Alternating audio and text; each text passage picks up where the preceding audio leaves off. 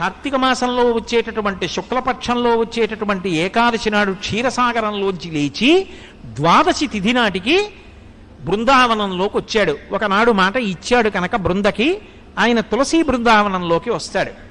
అందుకే ఆ రోజున ఆరాధన, విష్ణు సహస్రనామ స్తోత్ర పారాయణం, దీపాలు పెట్టడం అన్నీ కూడా క్షీరాబ్ది ద్వాదశి అని ఆ తులసి చెట్టు దగ్గర చేస్తారు.